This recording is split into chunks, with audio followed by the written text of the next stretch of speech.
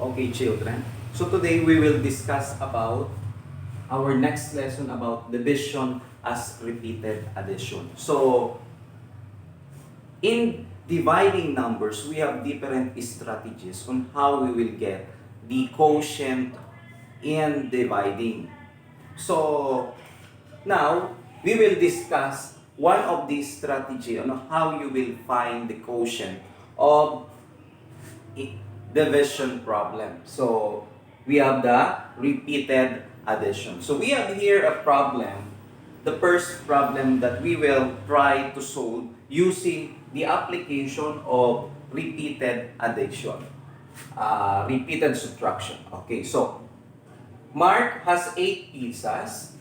He needs to give 2 pizzas to his friends.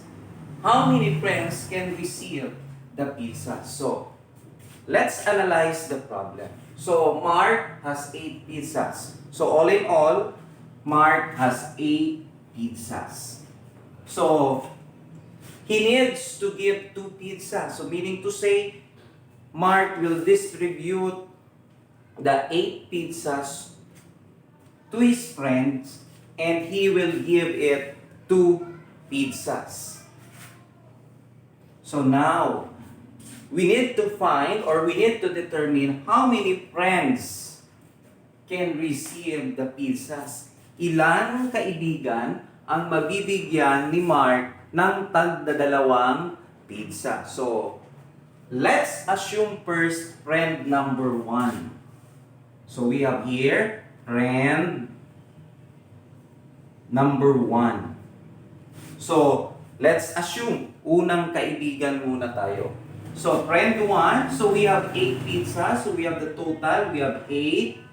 So, we need to subtract because may unang kaibigan na tayo. We have one friend that we will give 2 pizzas. So, we will subtract 2 pizzas from 8. So, 8 minus 2.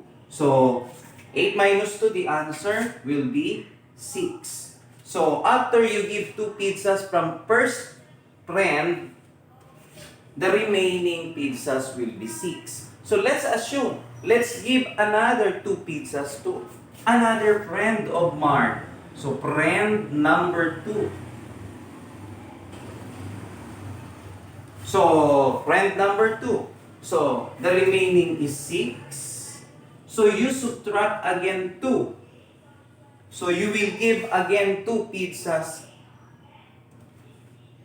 to Mark friend. So, 6 minus 2, the remaining will be 4 pizza. So, 4 na pizza na lang ang natira kay Mark after distributing 2 pizzas to his 2 friends. So, next, let's assume, let's give another pizza to the next friend of Mark, which is friend number 3. So, friend number 3, pangatlong kaibigan ni Mark. So, the remaining is 4 pizza. And then, you will subtract again because Mark will give another 2 pizzas to the third friend. So, 4 minus 2, what is now the remaining pizzas? So, 4 minus 2, we have 2 pizza. The remaining pizza is 2. Okay. So, let's give again another 2 pizzas. Let's assume friend number 4. So, we have friend number 4.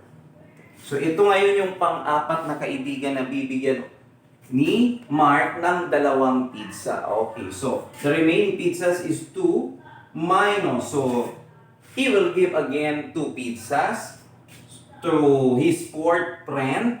So, 2. So, 2 minus 2, the answer will be 0. So, after Mark gave 2 pizzas from the 4th friend, pang-apat na kaibigan, wala nang natira kay Mark. Now, the question is, how many friends of Mark received 2 pizzas? Ilan ngayon ang Ilang kaibigan ni Mark ngayon ang nabigyan ng tagdadalawang pizza? So we will count all the repeated subtraction that we have done. So the first one, we have friend number 1, that is 1. Friend number 2, that will be our second. And friend number 3 will be our third.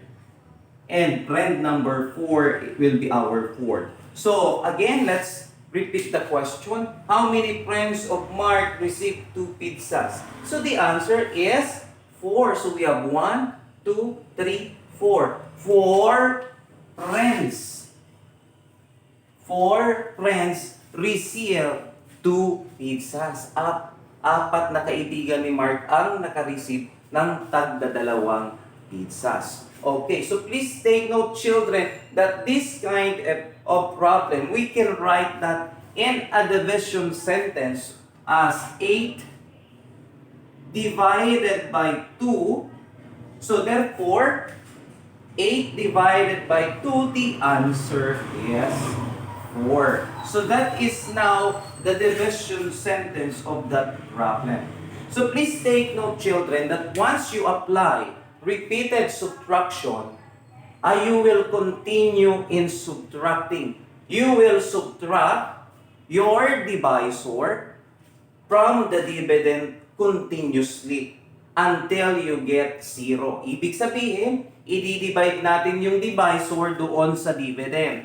So, you will continue to subtract hanggang sa makuha natin yung 0. So, after you get 0, you will count the total number of subtraction you have done. So, kung ilang beses kayo nag-subtract. So, here, we subtracted 4 times. So, we have 1, 2, 3, 4. So, you subtract 4 times from 8. So, therefore, your answer is 4. So, that is for the first example about repeated addition.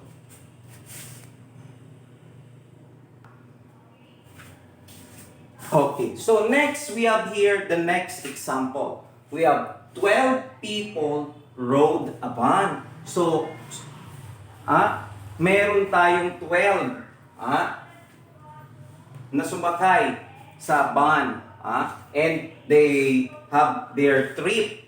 Okay, so 12 people rode a van. So now, what if 3 of those 12 people, like for example, 3 of those 12 people got off at station 1. So meaning to say, what if, paano kung ang tatlong sakay, tatlong sakay out of 12 people got off, bumaba na sa station 1. So we can write that as what?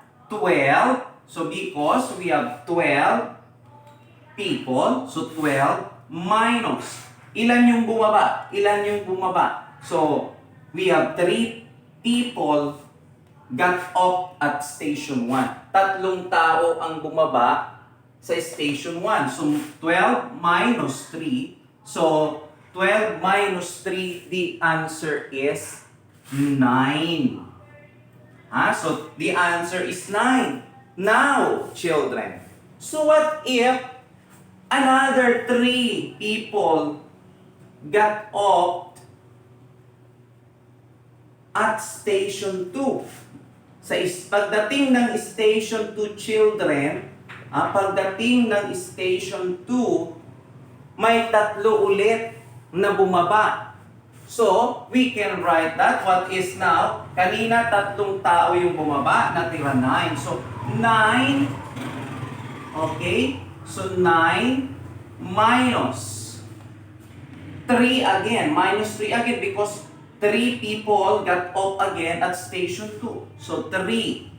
So, 9 minus 3, the answer will be 6.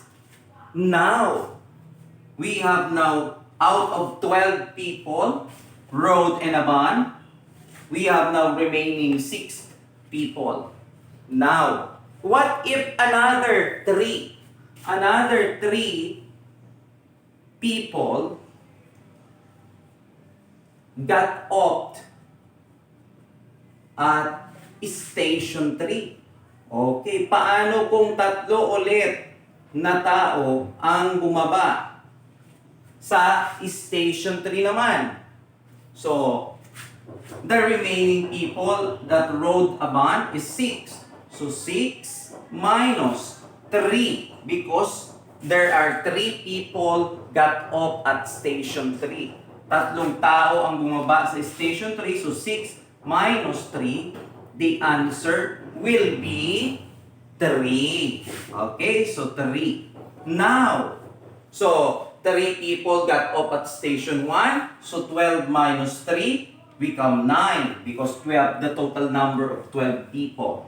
Okay, so another 3 got off at Station 2. Another 3 people bumaba sa Station 2. So 9 minus 3, natira sa 12 people ay 6. Next, 3 tao ulit. 3 got off at Station 3. So, 6 minus 3 is equal to 3. 3 na lang ulit. Now, pagdating children, what if, let's assume that pagdating sa terminal, 3 ulit. 3 got off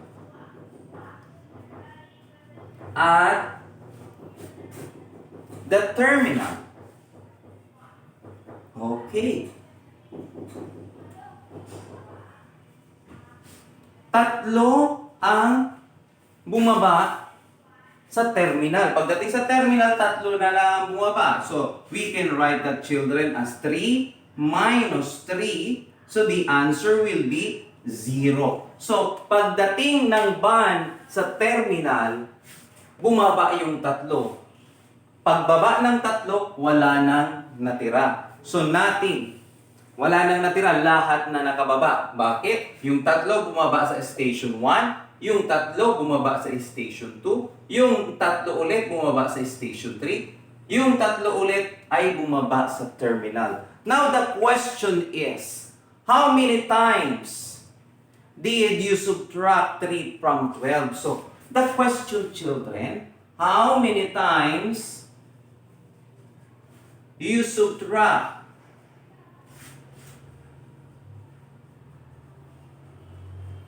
3 from 12? Ilang beses natin sinubtract? How many times? Ilang beses natin sinubtract yung 3 from 12 to get 0? Ilang beses natin sinubtract yung 3 sa 12 para makuha natin yung 0? So let's count how many times we subtract 3 from 12 to get 0. So we have 1, we have 2, we have 3, and we have 4. So meaning to say, children, so we subtract 3 from 12 4 times. 4 na beses tayong nag-subtract sa 12 ng 3 para makuha natin yung 0. So the answer from this question, how many times? How many times you subtract?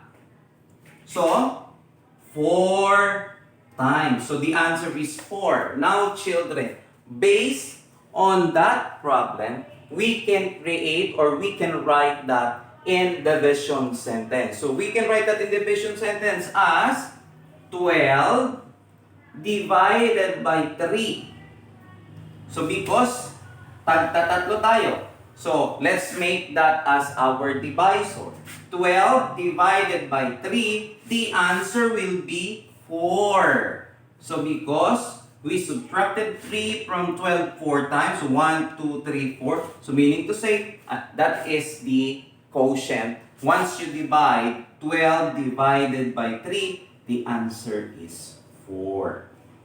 So that is how easy on how you divide numbers using repeated subtraction. Is that clear? So that's all our discussion about repeated addition. So you may answer the activity time on your modules.